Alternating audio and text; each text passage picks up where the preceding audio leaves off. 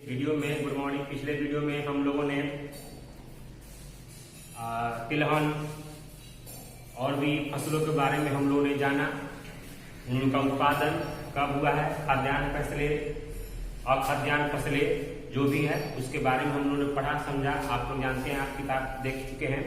इसके बाद अगला टॉपिक आप लोगों का है रेशेदार फसल। रेशेदार फसल यानी जो रेशेदार फसल होते हैं जिनका उत्पादन भारत में किया जाता है और इनका उत्पादन मुख्यतः व्यापारिक कामों के लिए किया जाता है, यानी व्यापारिक कृषि के अंतर्गत किया जाता है। बड़े बड़े फैक्ट्रियों में इनसे कई प्रकार के कपड़े और भी लुगदी और भी कई तरह की चीजें बनाई जाती हैं, वो रेशेदार फसल कहलाती हैं।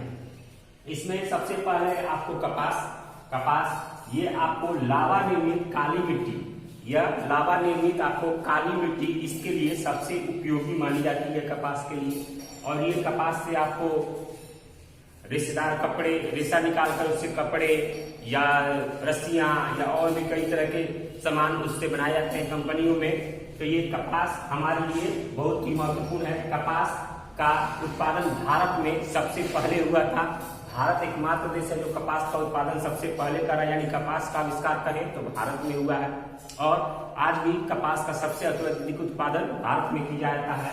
लेकिन ये लावा निर्मित काली मिट्टी यानी काली मिट्टी में इस प्रकार की खेती कपास की जाती है।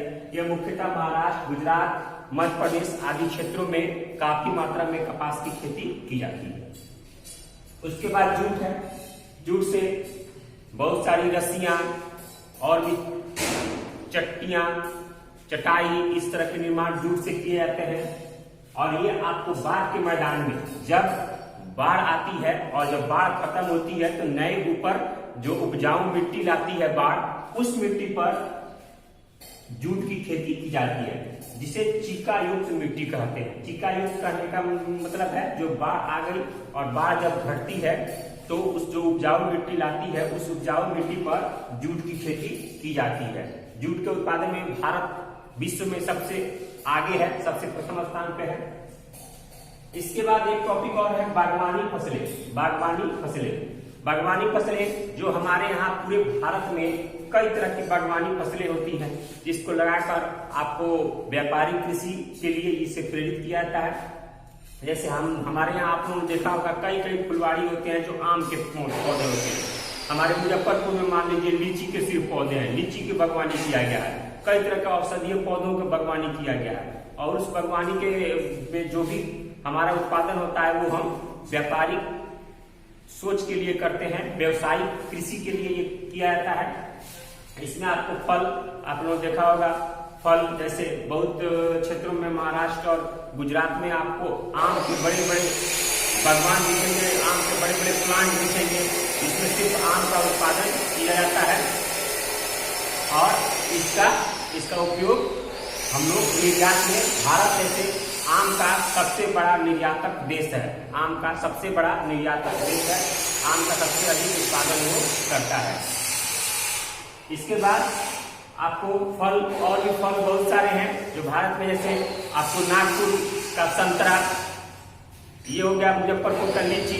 इस तरह का फल का बागवानी किया जाता है और बहुत अधिक मात्रा में निर्यात भी किया जाता है अन्य देशों में, और अपने देश में भी इसका खपत होता है। उसके बाद सब्जियां, आप लोग देखे होगा हमारे देश के किसान कई तरह की सब्जियां की बागवानी करके सब्जियों का उत्पादन करते हैं और उससे अधिक पैसे कमाते हैं।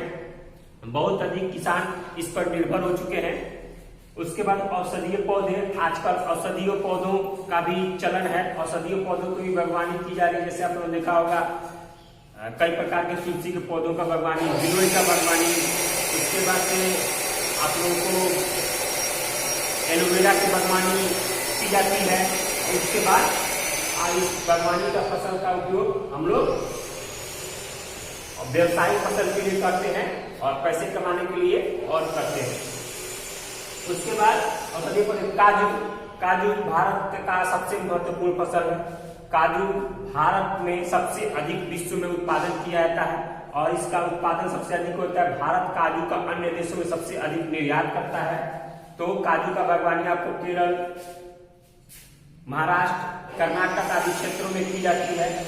नारियल, आप लोगों ने देखा होगा नारियल का बागवानी केरल आदि क्षेत्रों में बहुत अधिक की की जाती है और उस नारियल से तेल निकाला जाता है। तो नारियल का तेल का खाने में, लगाने में, या नारियल फल के रूप में आता है तो इसको खाने में सबसे अधिक उपयोग किया जाता है। और ये क्या कहता है, आप उसके बाद भी है आपको केरल आदि क्षेत्रों में काली मिर्च की खेती और भी बहुत सारे ऐसे बागवानी फसलें हैं जिनको लगाकर किसान कृषि करते हैं और उसका लाभ उठाते हैं। इसके बाद अगला टॉपिक है आप लोगों की किताब का प्रौद्योगिकी और संस्थागत सुधार। प्रौद्योगिकी और संस्थागत सुधार। हमारे भारत में आज भी परंपरा से जो खेती चली आ रही है उसी का उपयोग किया जाता है, इसलिए उसमें उसके उद्योगों में सुधार की जरूरत है। आज भी हमारे यहाँ पूरे पुराने परंपरावादी चीजों पे हमारी कृषि की जाती है। किसान के पास वो चीज उपलब्ध नहीं है जो नए तरीकों की कृषि कर सके। संस्थागत सुधार जैसे हमारे यहाँ खेतों के प्लॉट छोटे छोटे हैं जिसमें पूरी तरह से हल नहीं चल पाते हैं, पूरी तरह से ट्रैक्टर नहीं घूम पाती है, उससे उत्पादन पर बहुत फर्क पड़ता है, उससे कम उत्पादन होती है। तो ऐसे ऐसे सुधार किया जाना चाहिए। भारत ने चकबंदी की शुरुआत की थी, तो भारत के कई राज्यों में चकबंदी हो चुकी, बड़े बड़े प्लॉट हो चुके, लेकिन भारत के कई ऐसे राज्यों में प्लॉट छोटे छोटे हैं जिससे किसान अपना खेती में उत्पादन कम कर पाते हैं। तो ये हमारे लिए बहुत जरूरी है।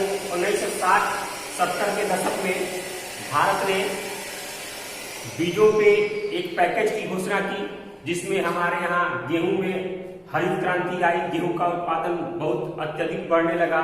उसके बाद आज भी हम लोग देखते हैं किसान क्रेडिट कार्ड चलाया गया किसानों को मुआवजा देने के लिए, या आपको अभी भी आप देखिए मोबाइल के जरिए किसानों को सलाह दिया जाता है कि किस प्रकार की बागवानी किस तरह करना चाहिए, या आप लोग देखिए टीवी पर नेशनल चैनल के माध्यम से किसानों को जानकारी दी जाती है। इस तरह का पैकेज का घोषणा किया जाता है। किसान क्रेडिट कार्ड है जिसमें कुछ हद तक लोन दिया जाता है सरकार द्वारा, उसमें सब्सिडी उपलब्ध है।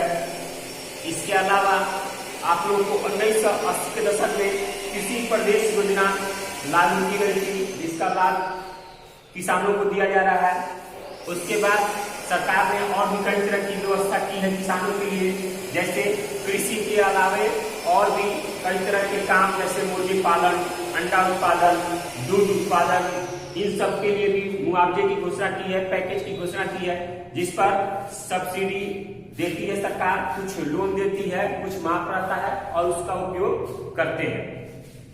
तो हमारे भारत में किसानों की स्थिति आज भी वैसी बनी हुई है, यानी यूं कहें तो हमारे यहाँ सब चीज होते हुए भी, इतनी मिट्टी उपजाऊ होते हुए भी हम आज भी हमारे किसान पुराने व्यवस्था पर निर्भर हैं खेती करने के लिए। आज भी हल से खेती जो कि बहुत अधिक समय में होता है, आज भी वो यंत्र हमारे यहाँ मौजूद नहीं है जिससे अच्छी खेती की जा सकती है। उन्नत किस्म के बीज धीरे धीरे आ रहे हैं, वो भी नहीं है हमारे पास।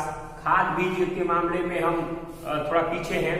तो इन सब से खेतों का छोटा आकार है, चकबंदी नहीं हो पाई है सभी क्षेत्रों में।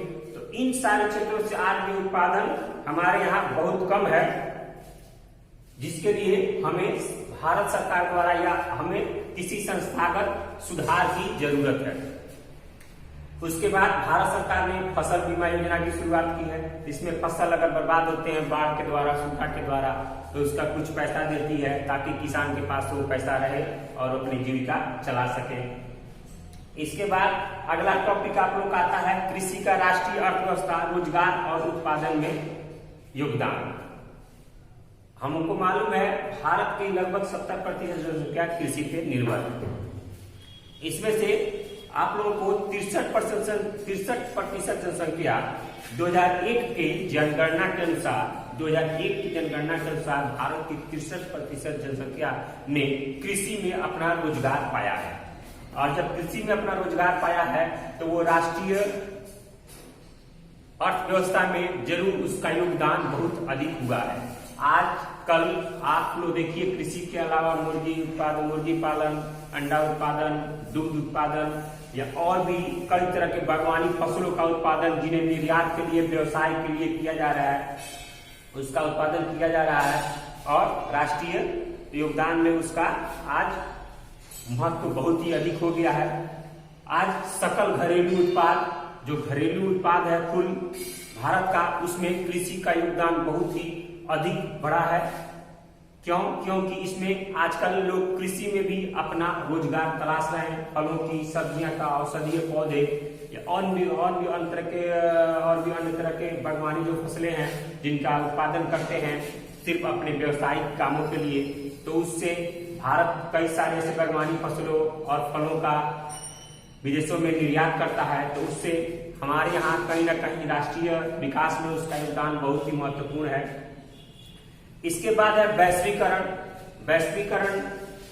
वैश्वीकरण कृषि में वैश्वीकरण की भी शुरुआत हुई है। वैश्वीकरण कहने का मतलब है भारत की अर्थव्यवस्था को विश्व के अर्थव्यवस्था के साथ जोड़ना ही वैश्वीकरण कहलाता है। भारत की अर्थव्यवस्था को विश्व की अर्थव्यवस्था के साथ जोड़ना ही वैश्वीकरण कहलाता है। आज भारत से बनी हुई चीजें निर्यात विदेशों में की जा रही है, विदेशों से बनी हुई चीजें निर्यात भारत में आयात की जा रही है। तो इस तरह से वैश्वीकरण को लाभ मिला है और तब हम अंतर्राष्ट्रीय व्यापार पर, अंतर्राष्ट्रीय स्तर पर हम कृषि की चीजों को समझ पा रहे हैं, देख पा रहे हैं। धीरे धीरे हमारे ढांचागत जो है संस्थागत सुधार, वो धीरे धीरे सुधार होता चला जा रहा है। तो धीरे धीरे आने वाले समय में हम कृषि में और भी सुधार करने की जरूरत है, और भी सुधार होगा। आज के वीडियो में इतना ही। अगले वीडियो में हम लोग आगे पढ़ेंगे आप लोगों को निम्न उत्पादकता के मुख्य कारक, क्यों हमारे यहाँ निम्न उत्पादन होती है हमारे भारत में, उसके क्या क्या कारक है हम लोग पढ़ेंगे। खाद्य सुरक्षा पढ़ेंगे। पिछले वीडियो में आप लोगों ने पढ़ा, इस वीडियो में आप लोगों ने समझा। अगला टॉपिक आप लोग घर से पढ़ के आइए ताकि आपको समझने में काफी सहूलियत होगी, आसानी होगी।